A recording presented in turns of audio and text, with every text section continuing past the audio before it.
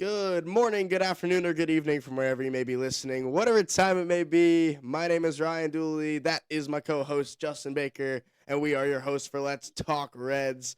Let's address the elephant in the room before we start anything. Uh, I am currently dealing with a massive eye infection. That is why I have sunglasses on. Justin decided to copy me with this. We had to get this recording done today, so we'll give a little 'Cause I'm sneak Tom peek, but Cruise. I've got an eye infection going on currently. This is something we're gonna start. We're gonna have an episode come out every single day, kind of up until opening day, where we will release a final kind of team um, projection for the year. But we're gonna talk about each player, kind of that's gonna have a big impact on this team. There'll be some guys we don't talk about. This is actually coming out kind of later than we wanted it to. Um, but we're starting with the key piece on the team. It's Elly De La Cruz. He's kind of the guy that's gonna drive this team if they want to go as far as they want to, it's gonna have to be on his back. So yeah, we wanted to start with Ellie and Justin. I'll kind of kick it to you. How you doing? Nice sunglasses.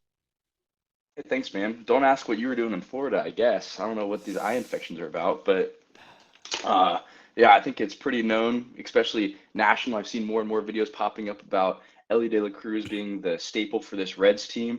Um, I think, was it Trevor Plouffe or someone said that if Elly goes 40-40, it's going to be big for this Reds team. Like, yeah, no shit. If he goes 40 for 40, we're probably going to be in the World Series. And so I don't think that that's a very fair assessment for Elly. He always gets these big goals put on his shoulder that he doesn't really need. It's always like, well, if Elly steals 80 bases, it's like, well, who is stealing 80 bases in a Major League Baseball season? It's just, there's been a lot of goals put on him that are pretty high. I think if he just falls a little bit better than he was last year, then this Reds team is going to be significantly better than they were. And that's not really too much to ask from him. You ask for like five more homers, maybe in the month where he didn't hit a single homer, add five more into that month, you win a couple more games, and now you're in the second wild card spot instead of the third wild card spot, and we don't have to go play the Dodgers in the first series. So I think Ellie's got a lot on his shoulders, but I'm hoping that this year is going to be a good year for him and he's going to take that next step up. Yeah, I mean, you talked about the month with no homers. I think that's the thing we need to focus on at first. He definitely changed his approach last year. Was way more picky about what he was swinging at. Tried to cut down the strikeouts. Cut the strikeout rate down from 31% to 25%, which is nice. Still hit 22 homers even with going a month without hitting a single one. Um, I've said on a couple shows. I don't know which ones have come out because we've had to film this one like six times. But I think he will hit 30 this year. I think that's a pretty easy number for him to hit. I don't want to say easy maybe, but it's very attainable for him. Um, I would love to see some of that power come back. I'm okay with the strikeouts. I mean, him and Suarez are going to strike out. We're going to lead the league in strikeouts this year. It is what it is. We've got other parts of this team that are more contact based, like a TJ Friedel. Matt McLean's been tearing the cover off the baseball this spring. We'll talk about him in a couple days. I think we have him coming up soon. But Ellie has to be better in the power department because you saw him change his approach, which was great, but the average really kind of stayed the same. The on base percentage was pretty much the same, actually a little lower. Like he made the changes, he tried it. I don't really think it worked. I think he should kind of go back to, hey, he's going to be high strikeout, but he's going to hit a lot of homers. Yeah, and there's been a change noticed this offseason that he's gone away from his toe tap back to his leg kick that he had his rookie year and the year after when he was arguably hitting the ball the hardest he has been in his career. Um, this spring training, since he switched to that leg kick, we've seen an uptick in his exit velo. He's now consistently hitting the ball 105 for extra base hits. He's got a couple homers in there. And I think that also has part to do with the fact that he's should be now fully healed from that quad injury. Although, given the Hunter Green situation, I don't think we'll ever know if a Reds player is fully healed from Yeah. anything. But it does appear that the quad injury that was nagging him is kind of gone because we've seen an uptick in his speed and burst on the base paths as well. He hit a triple earlier in spring training where it looked like he was just gliding around the bases, which is kind of what we came to know in his rookie year. So I think that plays another big role.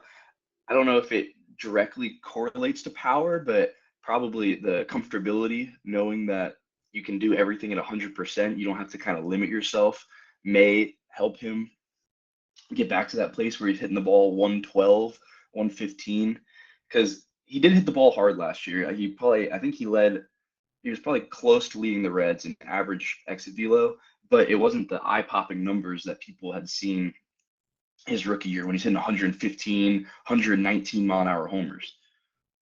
Yeah, no, and you look at a little bit at his some of his baseball savant numbers, that page, like cut down the K percentage, like I said, to just like right around 25%, 26%. That's still or that's still 20 bottom fourth of the league. Like it's not like he went from this striking out 200 times a year to he's going to become a contact bat now. Like he still strikes out. He's ninth percentile in whiff. Like he's going to swing and miss, and that's just who he is. Like I would love for him to be Bobby Witt Jr. and go hit 320 and hit a bunch of triples. It's not his profile. He came up as this guy that he's a massive shortstop, fast as hell, and he's gonna hit bombs.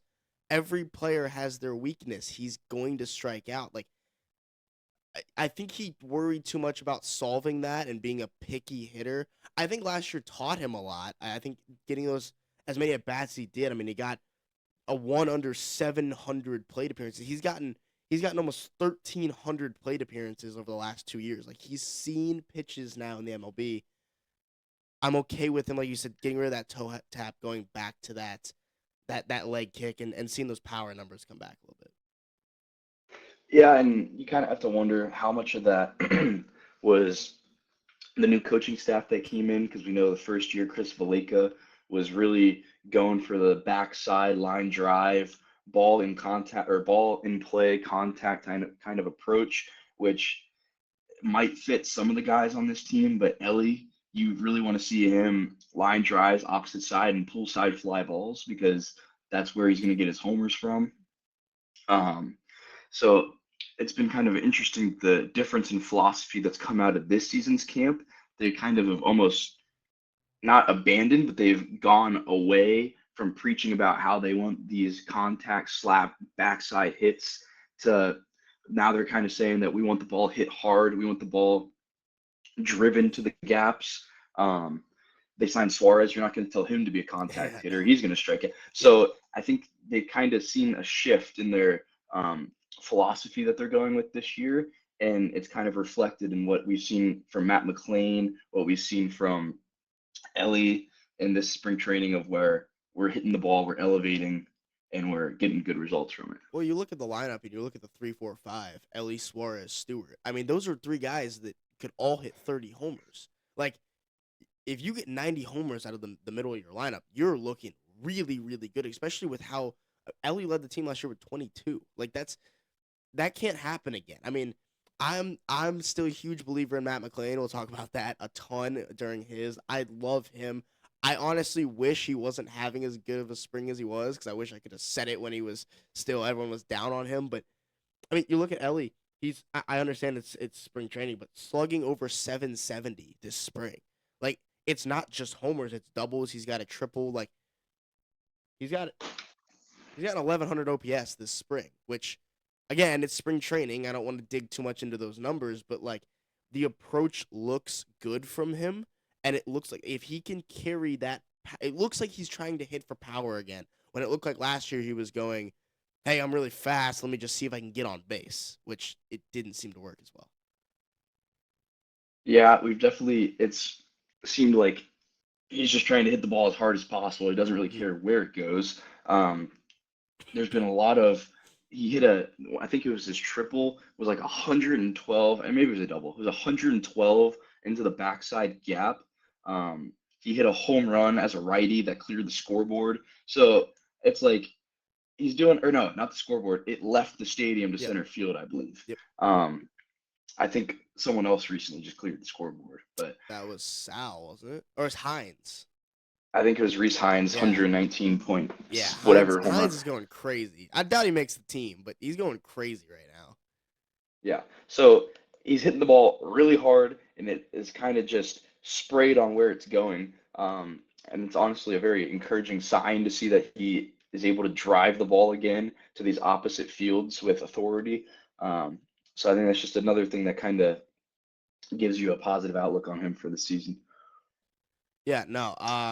I think the other thing that we have to talk about. I think there's two things we got to talk about: his base running and his defense. Because last year, you look, obviously he stole over 60 bases 2 years ago, and it was just like, oh man, like Elliott's gonna be stealing 50 bags a year. He doesn't last year. What was his final number? I think 37 was the number.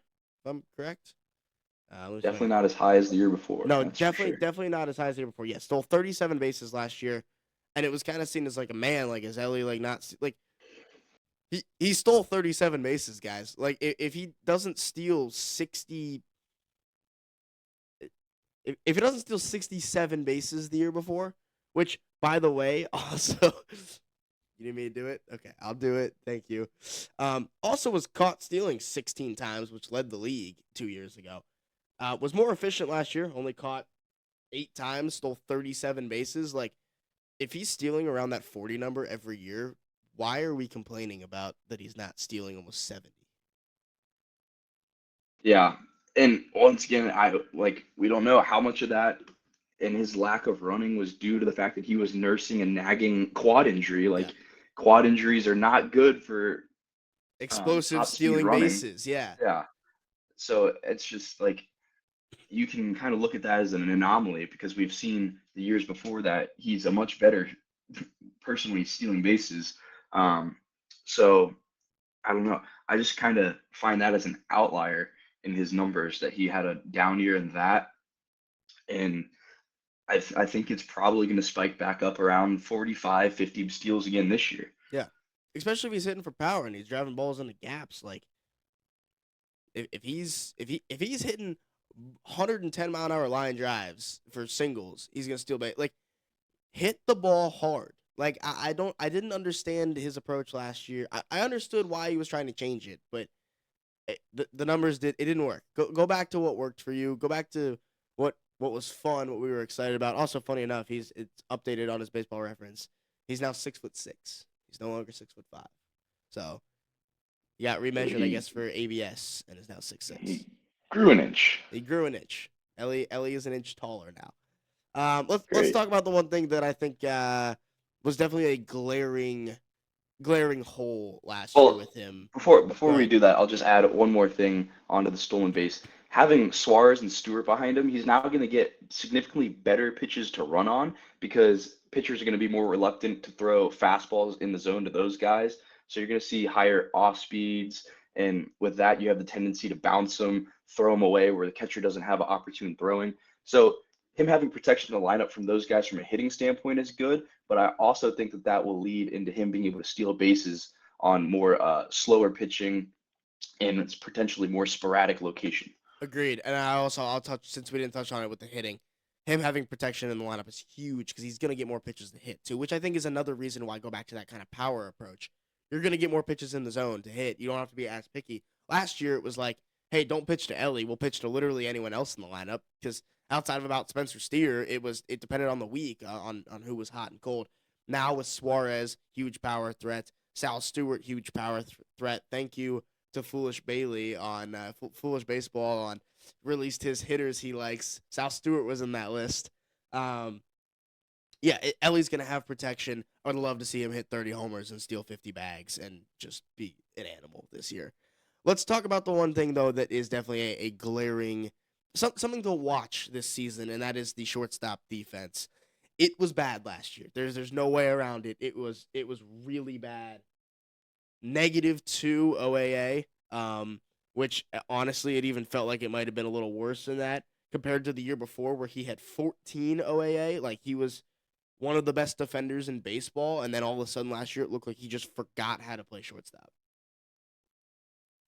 Yeah, that's kind of been the one thing that people have picked on him for the most is that his fielding is a little bit questionable because he can make the outstanding spectacular play, but there's the routine ground ball where he's going up the middle, field it. He won't fully turn his body and he'll kind of try to make this sidearm throw across and it'll either lead to him bouncing it, throwing it wide off the base. And we don't really have the top tier first base picking talent that some other teams have. So whenever he does that, he just leaves himself open to these silly throwing errors that I think has the like if he just takes a little bit more time to actually turn his hips and get an overhand throw instead of these sidearm tosses, it would probably mitigate some of these throwing errors that he has. But even on slower rollers and choppers coming in, you'll see him just kind of whiff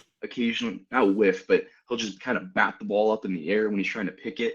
Um, and those are all things that are fundamentally fixable. I mean, those aren't. It's not like he doesn't have the arm strength. He doesn't have the reaction time. He has those things. It's just sometimes he gets a little bit lazy fundamentally. And there's games last year where it kind of really left the team out to dry. Um, and he does make up for some of that with his ability at the plate, but you can't on a consistent basis have innings be extended because your shortstop can't field a routine ground ball. It puts unnecessary tax on your pitching rotation. It's not good mentally for him. And from the most part, from what I've seen, it really just doubles down to the fact that he needs to be cleaner fundamentally throughout the course of the season. Yeah, 100% agree. Like there's like you said, the spectacular plays. Like he'll make highlight reels with some of the plays he makes, some of the range he has, especially on like pop ups and stuff. But it's the it's the first and second one out ground ball, or first and second two outs ground ball to him, and he just chucks it away. And it's like, dude, we need that's the one we need you to make, not the diving play in the hole where it's like it's probably a single. I want to throw something out to you. I know. I'm going to talk about position change, and it's not the one you think, because I've been saying for 2 years now that Ellie should go out to center field and be the Really, best center fielder in not a third baseball. baseman. I am going to talk about him at third base. Is there a world this year where you see Ellie kind of look like he did last year at short? Not great, really, really not great. And you look in the lineup and Ke'Bryan Hayes is just not hitting. Like, we hope he does. We hope that whatever he had early in his career clicks again, but he's not hitting. You want to try to get a guy like Spencer Steer into the lineup every day when he may not be with Blade out there and left. Of hey, let's get Steer or Stewart to play second. Let's have McLean kick over to short where he's a natural shortstop and Elliott third. And let's throw out the best lineup every single day because Ke'Bryan Hayes is hitting, a buck 80. I think the more likely situation there is that they would keep those same guys. They would just put Steer at first base and put Sal at third base, and that would kind of just be your solution there. Sal played third base a couple times last year. Ellie would have to be doing really, really bad for them to move him off of shortstop. It would have to be probably significantly worse than what happened last year. Um, I don't think that they're too inclined to move him. Everything that they've said, even through his rough season, was that he is the shortstop. He's the shortstop for pretty much the whole time he's here. Um, the only reason he wasn't playing shortstop his rookie year was just because there's kind of a questionable, he's a rookie. Do we want to put him there? And then now, since he started playing there, it's been pretty much said he's going to be the cemented shortstop option. So I find it hard to believe, unless he is doing catastrophically bad, that they would move McLean, who, yes, he played shortstop, but does he look like an MLB shortstop? Not really. He's kind of small, doesn't have some of the intangibles that you would look for as a major league shortstop. So could he play there a couple of games when Ellie has an off day? Yes. Do I think that they would want him playing the majority of the innings there? Probably not. The one thing here I will say, obviously the outlier here is 2024 with for the 14 OAA at shortstop. Like that's elite. That's like Gold Glove level. You should be winning a Gold Glove with that. In 2023, when he came up and was playing third and short, in about half the innings at third base, had over double the OAA. Like he was much better at third base than he was at shortstop. And I know you're gonna sit there and go, his range is really what's really good, but it wasn't last year. Like last year, it was like you said, it's that ball up the middle that he just can't figure out. I don't say you break camp and say Ellie is our third baseman, but I think it's kind of crazy to be like, no, he's the shortstop. We're not moving him. Like whatever. Like he's 24. Like you saw Fernando Tatis be the best defensive shortstop in all of baseball and then forget how to play and they move him out to right field and he's winning platinum gloves out there. Like, I'm not saying we need to make a huge change, but I think it's kind of stupid at 24 years old to be like, no, he's a shortstop. We're not even gonna entertain it anywhere else. Well, you also don't have any clear data currently that Matt McLean is a upgrade at shortstop from Elly De La Cruz. Matt McLean last year was a decent defender at second base, wasn't top tier. So I don't know what backing you really would have to kind of try and convince Terry Francona in the front office that you're going to move your superstar player off of his position and replace him with Matt McLean, who hasn't really played the position at the major league level that much. I know his rookie year he did a little bit, but he's had injuries, shoulder injuries. That's not his. It's not his throwing shoulder, but like still, that kind of you kind of get a bit skeptical on is he going to be able to hold up at shortstop? So I just think that their safest option is going to be get whatever you can out of Ellie, and that's kind of going to be what it is. Yeah, Matt McLean in his career. So in 23, he was better at shortstop than he was at second base. But you're right. That's now 3 years ago. Last year was graded out as an average shortstop defensively. I mean, he only had 14 attempts at shortstop. So I don't know that really sways us either direction. He played 38 innings of shortstop. So there's not enough sample size there. Was very good at second base though. At had 5 OAA at second base. So he was a very, very good defender at second base, which is nice after having Jonathan India there for years. But yeah, I think it's I don't have an issue with trying. I don't have an issue with running Elliott out at shortstop every single day, but I do have the issue with. I'll kind of throw it to what the Yankees have done with Jason Dominguez, where they were just kind of like, hey, you're a left fielder. We're never gonna like try you anywhere else. And it's like left field's not working. It's like, oh, we're gonna try to trade him now. Like, why would you not try him anywhere else? Why would you not try anyone? Like, I don't know. I think it's crazy for him at 24 years old to be pigeonholed into shortstop just because he's this great athlete and like he could be a great shortstop. Okay, he could be a great third baseman. He could be a great outfielder. Like, why are we? If there's another season of him being a bad defender at shortstop, then is it time to look somewhere else? Well, I mean, you have numbers that he is also a good shortstop one year, and I don't know. I don't know when that line comes across. There would have to probably be someone from it'd have to be Edwin Arroyo would have to figure out how to be a major league player because currently we just don't have the options to move him off of shortstop. Like we're already short on middle infield depth this season coming into it. Where we're going to have to play either Spencer Steer or Sal Stewart at second base if something happens. So there's not a lot of options to be able to replace him with someone. And then are you replacing him with someone that's going to be an upgrade? It's kind of unclear to me who we would have to be able to play that gymnastics around with. One thing I have seen out there that I just want to talk about for a second.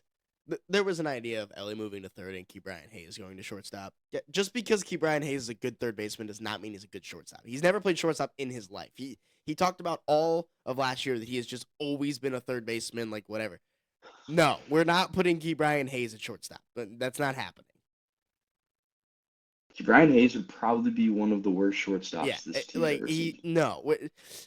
he's not. No, no. I've seen it online a little bit of the idea of moving Ke'Bryan. No, absolutely not. Like, no. The only reason we'd be moving Ellie off shortstop like to third would be I think to get Ke'Bryan out of the lineup if he's just not hitting. Which I don't know. I love that third base defense. So like, if Ke'Bryan Hayes is hitting 200, I think he's playing every single day. Um, I'd love him to go back to like, what was it, like 2021 when he was really good? It was like when he first came up, he was like really, really good for the Pirates. He was hitting crazy homers. I remember I drafted him really high in fantasy, and he got hurt. And ever since then, he sucked with the bat. Correct. Um, let's do a little. We do have season preview and predictions. We're gonna do a prediction for every player. I think there's one number you got to look at for Elly, and I think I both know which way we're going with it. Let's go over. Fangraphs has the number last year. Elly De La Cruz. Well, I guess there's two numbers. Hold on, I can't even see my screen. Where am I looking here? He is projected for 26 homers, I believe it says. Elly De La Cruz projection is 25 homers. I also do want to look at another number here. I'll let you kind of talk about it. Are you going over under that 25 homer mark? Well, I don't foresee him having another month stretch of not hitting a single homer, so I'm going to take the over there because he was pretty close last year, and that includes him not hitting a single homer for an entire month. Agree. I think he goes over 30. Like I think he hits 30 homers probably this year, or gets real close to it. If not, I will take over 20, 25. What was the number? 25, 26. I think it's 25. 25, I thought I you will said. take over 25. Here is a number I do want to um throw out there. We won't make it our official prediction. Um, but I do want to throw out his strikeout number. Let's see if we want to do an over under here on the strikeouts. Um, the over under number here I'll put right at 180. Over. You going over that? Yeah. Let's take. I'm looking at all like on Fangraphs, all of the different things. Let's do the highest one. I don't know what's going on with my computer currently. I have no idea what my computer's doing. Okay. The highest one over here, I'm seeing a lot of 170s. Someone has him streamer has him at 154. Oh, they have him playing 140 games. Okay, that makes sense. I was like, there's no way he strikes out 154 times. Let's go to this one. The highest one I see, 184 strikeouts over under. I think he could be up around 200. Yeah, I think it's a really good line at 184. He struck out 181 times last year. He struck out 218 times the year before. Good God. I'm gonna go under. I don't think. I think the protection in the lineup, people are gonna have to go after him more, and I think he's gonna hit.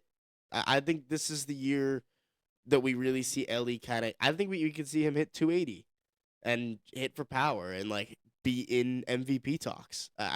We talked about a hot takes episode that never came out that he could finish top 3 in MVP voting, which I'm realizing I never checked the audio on this one, so the audio could be terrible. And we could have to film this for a 6th time now.